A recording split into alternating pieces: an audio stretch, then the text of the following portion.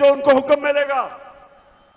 उनको इस तरह के करप्ट गुलाम पसंद इसलिए हैं कि ये हमेशा उनके सामने झुके रहेंगे। 400 ड्रोन अटैक हुए पाकिस्तान में। पाकिस्तानियों, 400 ड्रोन अटैक हुए। यहां कोई दुनिया में मिसाल ही नहीं कि जिस मुल्क के लिए आप जंग लड़ रहे हैं वो आपके ऊपर ही बमबारी कर रहा है। इसकी कोई मिसाल नहीं मिलती। 400 ड्रोन अटैक हुए पाकिस्तान में। एक दफा कभी नवाज शरीफ के मुंह से एक दफा निकला कि ये आप बड़ा गलत कर रहे हैं, ये सारे ह्यूमैनिटेरियन लॉज के खिलाफ है, ये कानून के खिलाफ है कि जज, जूरी, एग्जीक्यूशनर 4000 मील दूर बैठ के एक बटन दबाता है और लोग मर जाते हैं, नीचे बम फट जाते हैं। ये 400 ड्रोन अटैक्स हुए पाकिस्तान में। एक लफ्ज इनके मुंह से नहीं निकला। मैं निकला सड़कों पे, मैंने धरने किए ड्रोन्स के खिलाफ, मैंने हर जगह अपनी आवाज बुलंद की, लेकिन इनके मुंह से एक लफ्ज नहीं निकला, क्योंकि ये अपने पैसे के गुलाम हैं और पैसे बाहर पड़े हुए हैं इनके। और मेरे पाकिस्तानियों, जो मुझे सबसे ज्यादा तकलीफ है, आप में अभी हौसला है ना, मैंने आपसे बड़ी जरूरी बातें करनी है।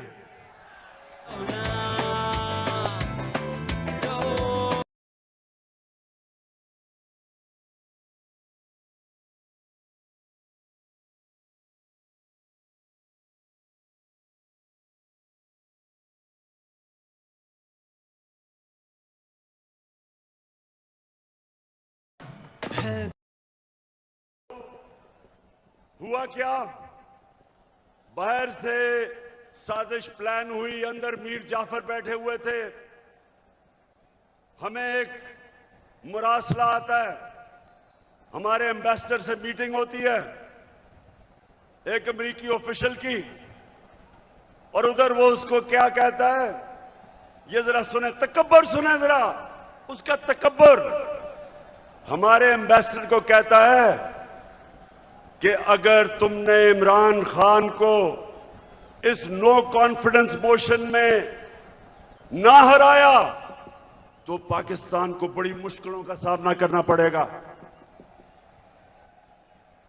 तकब्बर सुने, 22 करोड़ हमारी आवाम, दुनिया का 5वां 6वां बड़ा मुल्क, और एक ऑफिशियल हमारे एम्बेसडर को कह रहा है कि अगर तुमने इमरान खान को, ये जो उसके खिलाफ नो कॉन्फिडेंस मोशन आ रहा है, अभी आया नहीं था, उसको पहले ही पता था, कहता कि अगर ये आपने इसको ये अगर कामयाब ना हुआ इसके खिलाफ तो पाकिस्तान को बड़ी मुश्किलों का सामना करना पड़ेगा। लेकिन अगर कामयाब हो गया, और ये सुनो मेरे पाकिस्तानियों, कहता अगर कामयाब हो गया तो हम पाकिस्तान को माफ कर देंगे।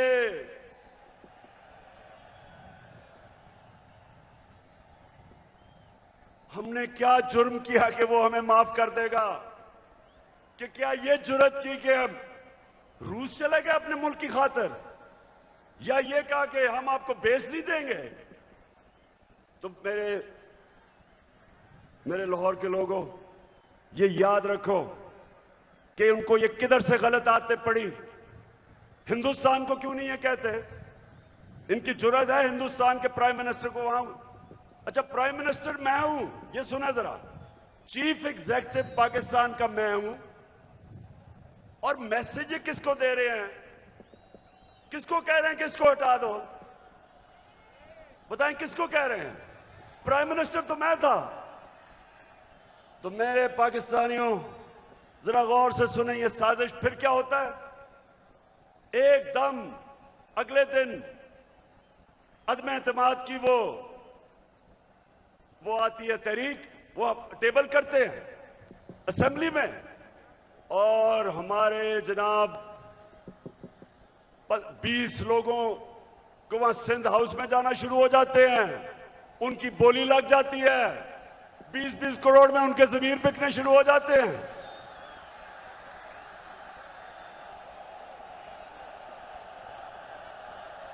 मैं तो देखूंगा।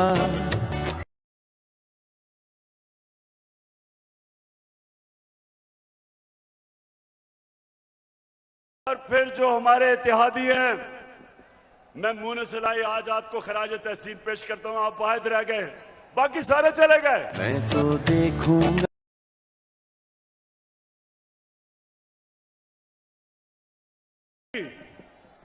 बोलियां लगी जैसे बकरा ईद पे बकरे बिकते हैं। बंद किया जनाब उनको सिंध हाउस के अंदर। सिंध से पुलिस लेके आए। सोचिए ये पाकिस्तान में हो रहा है। मैं अपनी आज बड़े अदब से मैं अपनी अदालतों से पूछता हूं कि क्या ये आइन के खिलाफ नहीं है, ये कानून के खिलाफ नहीं है कि बिक रहे हैं बकरों की तरह। अवाम से वोट लेके आए हमारे टिकट पे और वहां जाके उनकी बोलियां लग गई। यानी ये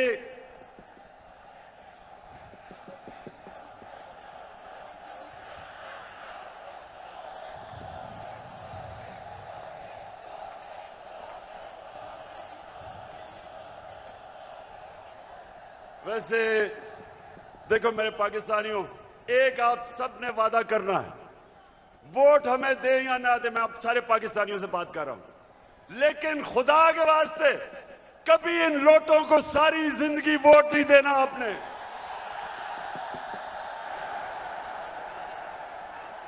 जमीर फरोशों को, जिनका ना कोई दीन है ना ईमान है ना उनमें शर्म है, कि सारी जिंदगी उनके बच्चों के ऊपर धब्बा लगेगा कि ये हैं वो लोग जिन्होंने अपने आप को बेचा, अपने जमीरों को बेचा।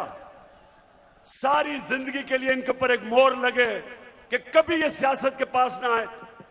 जिन जिन हलकों में ये जाएंगे, मेरी कौम पाकिस्तानियों, अगर आपने इनको किसी भी हलके में जीतने दिया, आप इस मुल्क से गद्दारी करेंगे।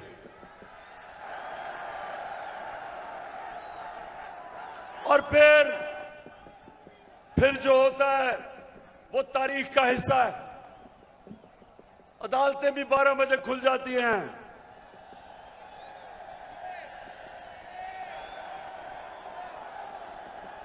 मेरे यहां दोनों स्पीकर बैठे हुए हैं, एक्स स्पीकर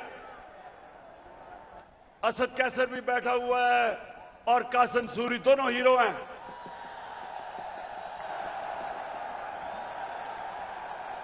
हम सारा वक्त, हमारे आइन में ट्राइकोटमी ऑफ पावर की बात थी।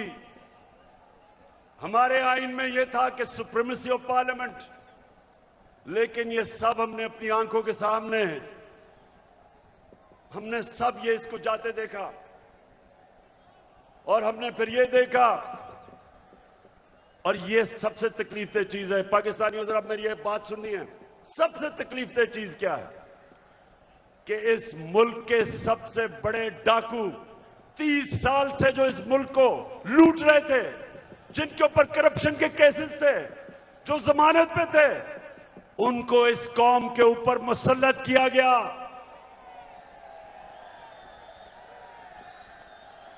पाकिस्तानियों, मैं, मेरे से बेहतर शायद कोई भी पाकिस्तान की सियासत में ना अमेरिकनों को जानता है ना यूरोपियंस को जानता है जो मैं जानता हूं।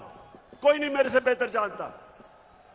उनके अपने मुल्कों में ये कोई तस्वर भी नहीं कर सकता, कोई सोच भी नहीं सकता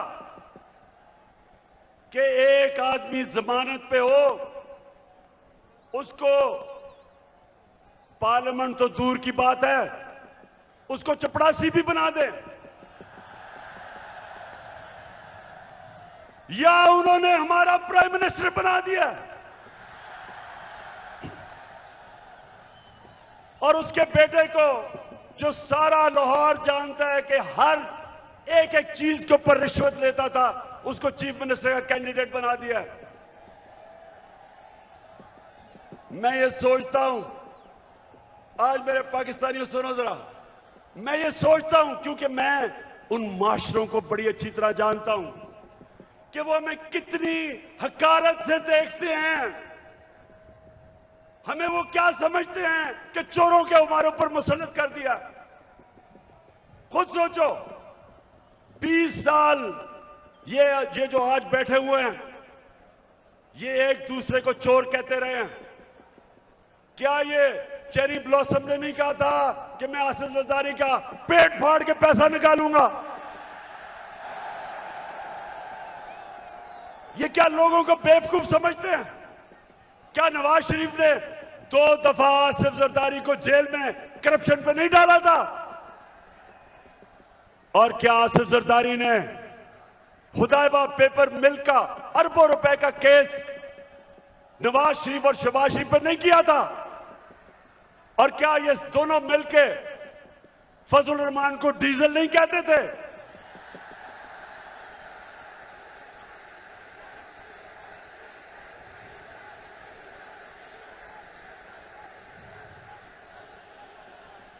इससे ज्यादा आप एक मुल्क के ऊपर क्या जुल्म कर सकते हैं कि ये 3 स्टूजेस को, ये मुल्क के माना और डाकुओं को मुल्क के ऊपर मुसल्लत करें।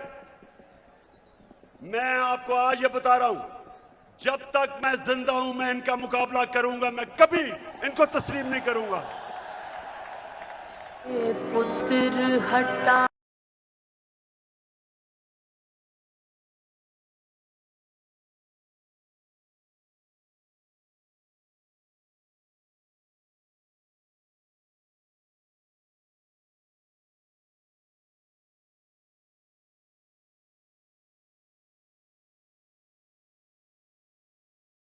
पाकिस्तानियों, अब ये जरा मेरी बात सुना। ये इतना बड़ा इस मुल्क पे जुल्म किया इन्होंने कि आपको अंदाजा नहीं कि ये जो हमारे माशरे को करेगा, एटम बॉम्ब भी नहीं कर सकता। मेरे नबी सल्लल्लाहु अलैहि वसल्लम ने तकरीबन 1500 साल पहले कहा था, ये सुने मेरी बात खामोशी से, ये बहुत जरूरी आपके लिए समझना है कि क्यों पाकिस्तान एक अजीम कौम नहीं बन सका। 1500 साल पहले उन्होंने कहा था, मेरे पाकिस्तानियों, 1500 साल पहले उन्होंने कहा था कि वो कौमें बर्बाद हो जाती हैं जो छोटे चोरों को पकड़ के जेल में डालती हैं और बड़े डाकुओं को उनका निजाम पकड़ नहीं सकता। यह है आपके सामने। आप इससे बड़ी मिसाल क्या है कि 40 अरब रुपया शहबाज शरीफ और इसके बेटों के ऊपर 40 अरब रुपए के एफआईए में और नैब में केसेस हैं। एफआईए के 16 अरब रुपए इसके नौकरों के नाम पे एफआईए ने पकड़े हैं और इस आदमी को प्राइम मिनिस्टर बना दिया।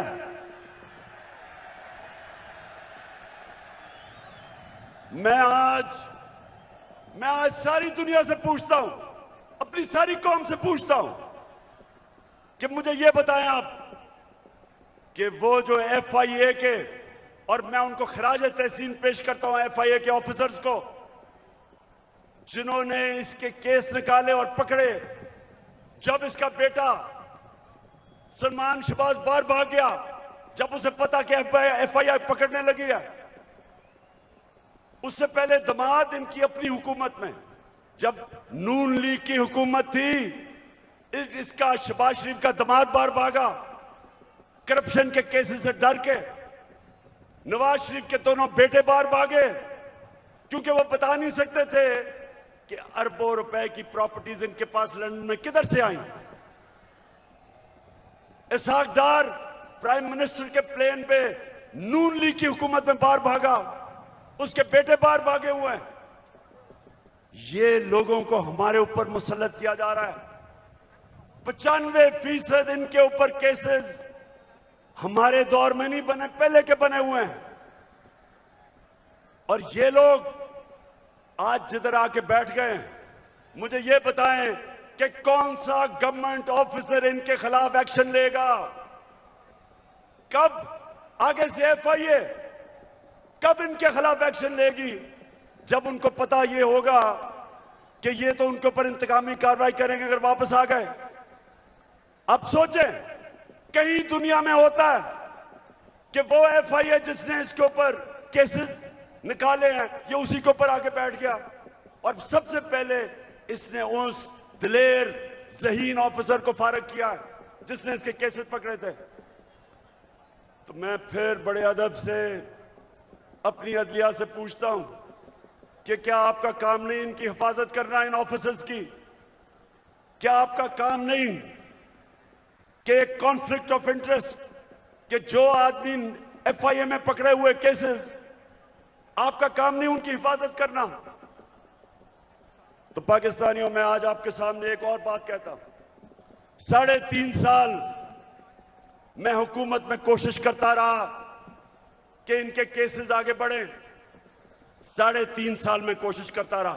पुराने केसेस थे इनके, जरदारी के ऊपर अरबों रुपए के केस थे, उसकी और उसकी वो जो ओमनी ग्रुप, बिलावल भुट्टो को भी उसी अकाउंट से पैसा जा रहा है, फेक अकाउंट से, जिधर रेहान अली को पैसा जा रहा है।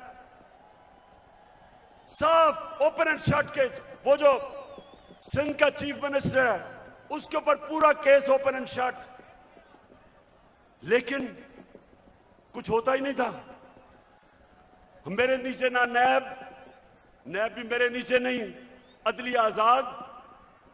क्या कर सकते थे? 100 एफआईए के केसेस जो इसके ऊपर हुए और वो भी डर डर के बेचारों ने किया, तो मेरे हाथ में क्या था? और जिनके हाथ में पावर थी, मैं आज आपको यह कहना चाहता हूं कि वो करप्शन को बुरा ही नहीं समझते थे। उनके लिए करप्शन बड़ी चीज ही नहीं थी। उनके ख्याल में कि ये जो करप्शन है ये तो होती है, और उन्होंने, क्योंकि वो करप्शन को बुरा नहीं समझते थे, ये सबसे बड़ा इस मुल्क के ऊपर अलमिया है कि आज जिन लोगों को जेल में होना चाहिए था वो आज या वजीर बन गए और या प्राइम मिनिस्टर बन गए हैं और या वजीर आला बनने की कोशिश कर रहा है।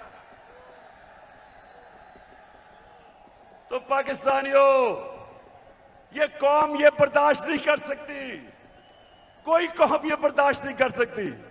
इसलिए मैं अभी आपको लाएमल दूंगा कि हमने करना क्या है, लेकिन मैं ये आपको वाज़ेह कर दूं, मैं जब तक जिंदा हूं मैं इस नाइंसाफी और जुल्म का मुकाबला करता रहूंगा।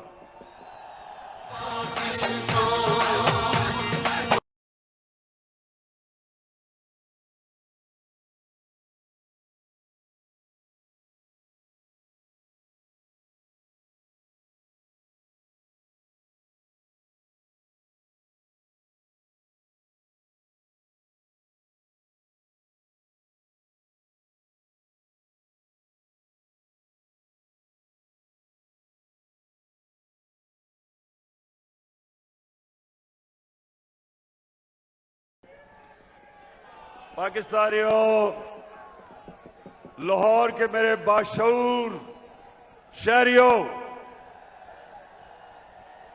पहले बताएं आप तैयार होंगे जो मैं आपको बाद में बताने लगा हूं मेरे साथ, इंशाअल्लाह।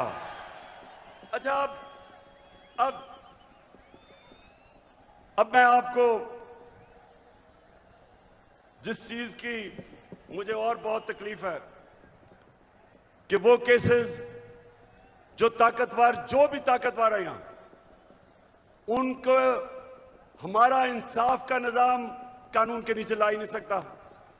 अब ये सोचें कि जब हमारे नबी सल्लल्लाहु अलैहि वसल्लम ने कहा था कि कौम तबाह हो जाती है जब ताकतवर को नहीं पकड़ती, डाकू को और सिर्फ छोटे चोरों को पकड़ती है, उनकी सोचें, उनकी हिकमत, यानी उनमें अल्लाह ने उनको सबसे दुनिया का अजीम आदमी किसी वजह से बनाया था और हमें हुक्म किया था कि उनकी सुन्नत पे चलो। देखें, छोटा चोर भैंस चोरी कर लेगा, मोटरसाइकिल चोरी कर लेगा, ज्यादा से ज्यादा गाड़ी चोरी कर लेगा, कितना पैसा बना लेगा। लेकिन जब बड़ा डाकू चोरी करता है, अरबों रुपए की चोरी करता है, अब वो बिस्तर के नीचे नहीं वो पैसा रख सकता, वो बैंक में नहीं डाल सकता क्योंकि पकड़ा जाएगा। लिहाजा वो पैसा मुल्क से बाहर भेजता है, दुगना नुकसान करता है, चोरी भी बड़ी करता है। और जब वो पैसा मुल्क से बाहर भेजता है, जिसको मनी लॉन्ड्रिंग कहते हैं, तो वो डॉलर खरीद के भेजता है। जब वो डॉलर खरीदता है, डॉलर के ऊपर प्रेशर पड़ता है, रुपए की कीमत गिरती है। जब रुपया गिरता है, महंगाई आती है, गुर्बत बढ़ती है। आज ये हाल है कि यूनाइटेड नेशंस के सेक्रेटरी जनरल ने एक कमेटी बनाई है जिसको कहते हैं फैक्ट टाइप पैनल। उस पैनल को उसने कहा इन्वेस्टिगेट करो कि क्या वजह है कि गरीब मुल्क गरीब हो रहे हैं और अमीर मुल्क अमीर हो रहे हैं। आपको पता है उस पैनल ने क्या, उसने जब इन्वेस्टिगेट किया तो क्या चीज सामने आई कि हर साल, पाकिस्तानियों इधर और से सुनो, हम IMF से हम सिर्फ 6 अरब रुपए के कर्जा जब लेते हैं तो हमें उनकी हर बात माननी पड़ती है। हमें मुल्क के ऊपर एक जंजीर डाल जाती है गले में, 6 अरब डॉलर पे। तो हर साल गरीब मुल्कों से जो पैसा जाता है अमीर मुल्कों में, ऑफशोर अकाउंट्स में, लंदन फ्लैट्स में, वो 1700 अरब डॉलर है। 1700 अरब डॉलर हर साल गरीब मुल्कों से चोरी होकर अमीर मुल्कों में जाता है। हमारे मुल्क से अंदाजा लगाया जाता है 15 अरब डॉलर हर साल बाहर जाता है चोरी करके। और वो कौन करता है? वो भैंस चोर या मोटरसाइकिल चोर नहीं करता, वो ये बड़े बड़े डाकू जो आज ऊपर मुसल्लत कर दिए हैं, ये चोरी करके पैसा बाहर भेजते हैं। और इसलिए मेरे पाकिस्तानियों, इनका मुकाबला करना है हमने। ये है हमारी हकीकी आजादी की जंग जो मैं आपको आज तैयार करवाने आया हूं। उसके लिए फिर से तू अड़ जा, फिर से तू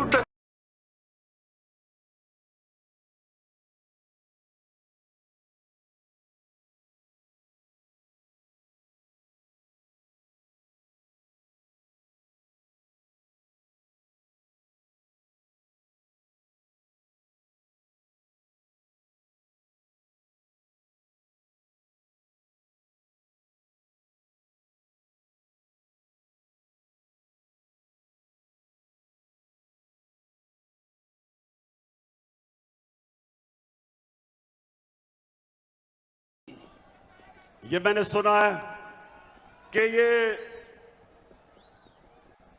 मीर जाफर की हुकूमत ने फैसला किया है कि कमीशन बनाएंगे उमर आसरे के ऊपर।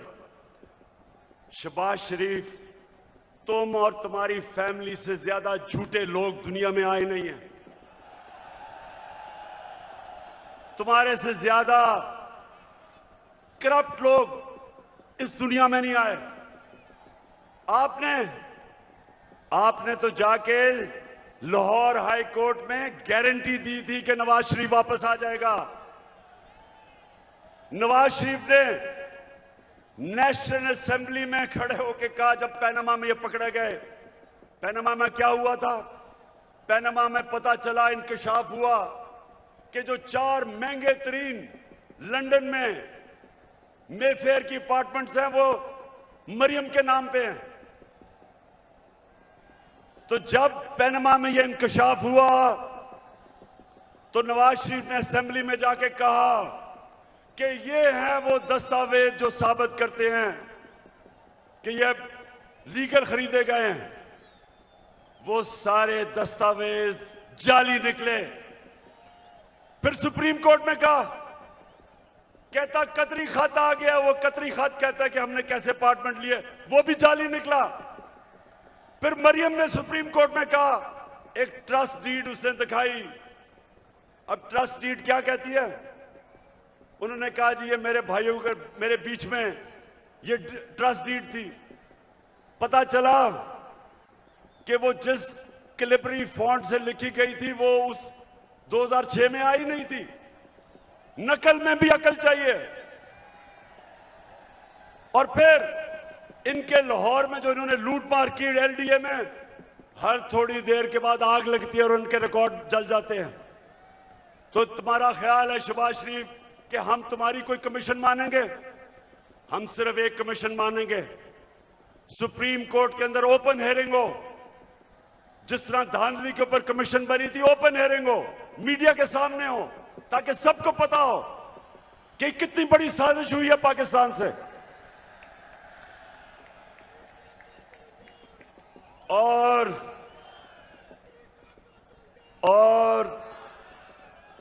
ये जो भी चीफ इलेक्शन कमिश्नर है, ये जो चीफ इलेक्शन कमिश्नर है, इसको तो नून लीग के अंदर कोई ऑफिस का ओहदा दे दो। इसका जितना इसने तहरीक इंसाफ के खिलाफ काम किया आके, मैं तो कहता हूं कि नून लीग के लोग भी शर्म आती है उनको काम करते हुए कि सारे फैसले हमारे खिलाफ। फॉरेन फंडिंग केस क्या है? हमें बैरून मुल्क पाकिस्तानियों ने पैसे भेजे, वो पाकिस्तानी जो कि 31 अरब डॉलर इस मुल्क को भेजते हैं जिस पे पाकिस्तान चलता है, वो फॉरेन फंडिंग नहीं है। और हमने इनको बार बार कहा है कि जब भी आप इन्वेस्टिगेट करें तो नून लीग की भी साथ इन्वेस्टिगेशन करें, पीपल्स पार्टी की भी करें। और लाहौर के लोगों, मैं आपके सामने दावा करता हूं कि जब भी हमारी सामने इन्वेस्टिगेशन होगी, दूध का दूध पानी का पानी हो जाएगा। एक पार्टी होगी पाकिस्तान की तारीख में जो पॉलिटिकल फंड रेजिंग करती है, लोगों से पैसे इकट्ठे करती है। इनके पैसे वो बिजनेसमैन देते हैं जिनके साथ मिलकर ये पैसे बनाते हैं, उनको कॉन्ट्रैक्ट्स दिलवाते हैं, फिर उनसे पैसे लेते हैं। एक एक का नाम भी मुझे पता है, उनसे पैसे लेते हैं। इनके पास कोई फंड रेजिंग का तरीका नहीं है।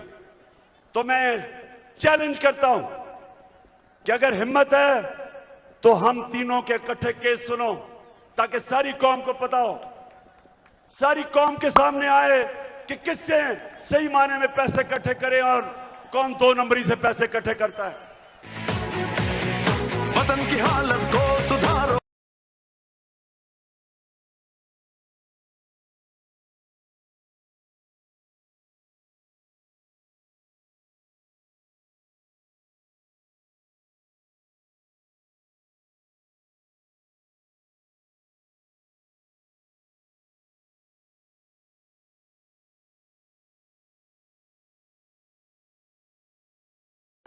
सोचता हूं ये नून लीग के और पीपल्स पार्टी के लोगों को मैं सोचता हूं, और वो डीजल वाले के लोगों को भी,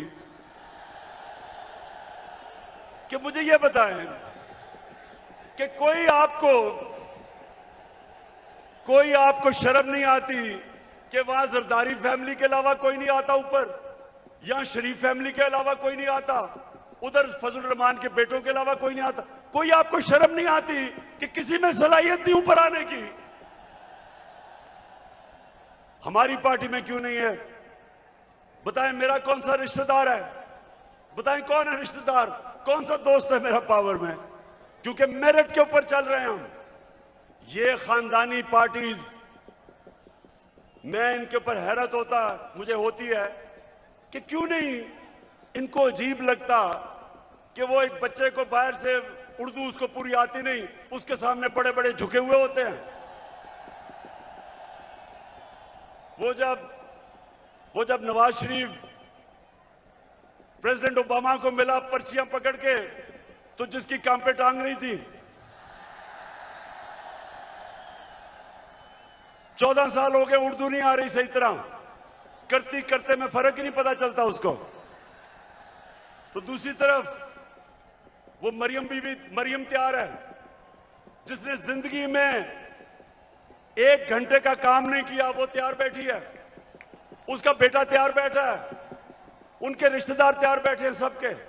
तो कोई इनके लोगों को कोई एहसास नहीं कि ये हैं कौन, इनकी सलाहियत क्या है स्वाय चोरी करने के, कि इनके अलावा कोई ऊपर ही नहीं आ सकता।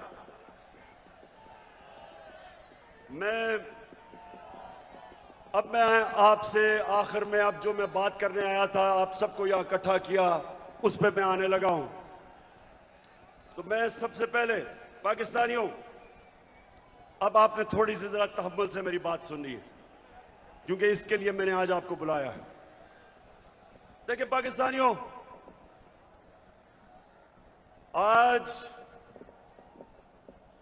आज वो दिन है 84 साल पहले इल्लामा इकबाल इस दुनिया से गए थे।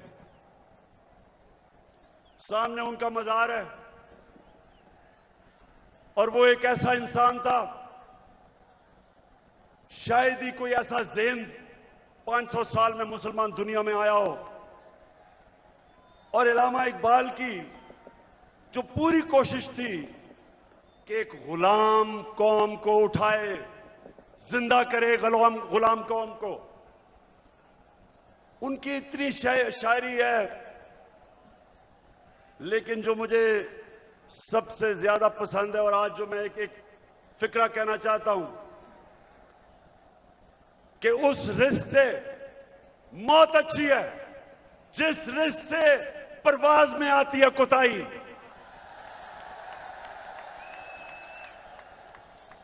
पाकिस्तानियों, यहां 1940 में